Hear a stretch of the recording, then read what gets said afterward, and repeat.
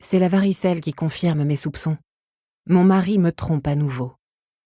Je découvre le premier bouton sur Annie le matin de la fête des Goodwin. Elle est dans son bain, la fenêtre de la pièce révèle un carré bleu pâle de ciel d'hiver, et les branches nues des platanes projettent des ombres tranchantes sur le carrelage blanc. Assise en tailleur dans l'eau à peine tiède, Annie remue les lèvres. Elle chante une chanson secrète pour les animaux en plastique qui flottent autour d'elle. Annie refuse de prendre son bain si la température est supérieure à celle du sang. Elle n'aime pas les aliments trop salés, trop sucrés ou trop amers, et ses histoires préférées sont celles où il ne se passe rien.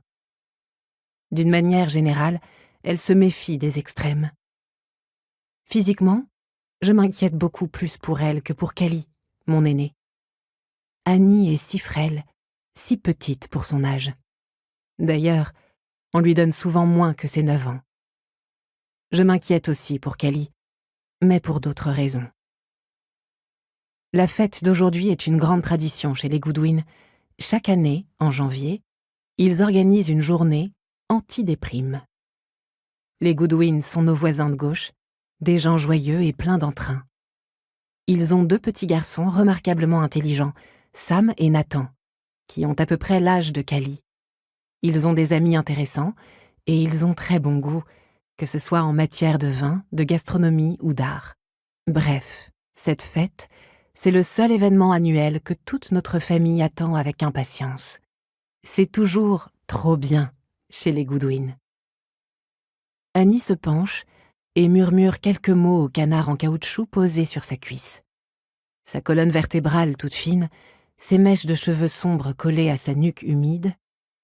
Ma gorge se serre. Je ne sais pas comment ça fonctionne pour les autres, mais pour moi, l'amour est souvent indissociable de la nausée. « Lève les bras !» je lui dis. Annie s'exécute, et c'est là que je remarque le point rouge juste en dessous de son épaule. Je comprends tout de suite. Je pose une main sur son front, puis sur son dos. C'est chaud, trop chaud. Quand Annie se met à gratter son bouton, je lui prends tendrement la main. « Arrête, ma petite betterave. Sinon ça va te démanger encore plus. »« Je ne suis pas une betterave !» répond-elle avec une moue consternée. « Mon petit chou-fleur, alors. »« Non !»« Mon petit rutabaga ?»« Non, maman !» Mais elle arrête de se gratter. C'est une enfant docile. Je me rends compte que je suis moi-même en train de me frictionner le bras en signe de solidarité. Il m'arrive de confondre le corps de mes enfants avec le mien. Après avoir recouché Annie, je retourne à la salle de bain et ouvre l'armoire à pharmacie. Forcément, lorsqu'on a 2 enfants, ce genre de placard se retrouve vite encombré. J'écarte un vieux flacon de sirop pour la toux, des rasoirs jetables, un coupe-ongles, les médicaments pour le diabète d'Irving, mes pilules contraceptives, un jet dentaire dont on ne se sert jamais, des antalgiques et un poudrier cassé.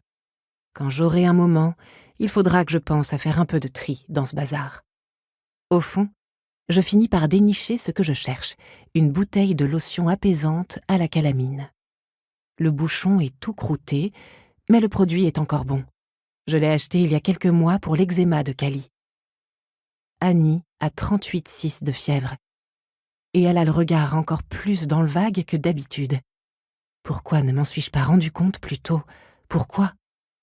Le reflux acide de la culpabilité me remonte dans la gorge. Annie se gratte le bras. « Arrête, ma puce !» je murmure. Je sors ses moufles du placard et à l'aide d'un rouleau de gros scotch récupéré dans la boîte à outils d'Irving, je les fixe aux manches de son haut de pyjama. Enfin, je lui donne du paracétamol et lui enduis le corps de calamine. « Rob !» m'appelle Irving, du bas de l'escalier avec sa voix rauque du matin. « Le petit déjeuner est prêt !» Il s'éclaircit la gorge, tousse et ajoute. « Le café va refroidir. » Je m'assois au chevet d'Annie et laisse l'épuisement m'envahir un instant. J'ai toujours trouvé la présence de ma cadette apaisante et propice à la réflexion. Cela fait si longtemps que c'est le même manège entre Irving et moi.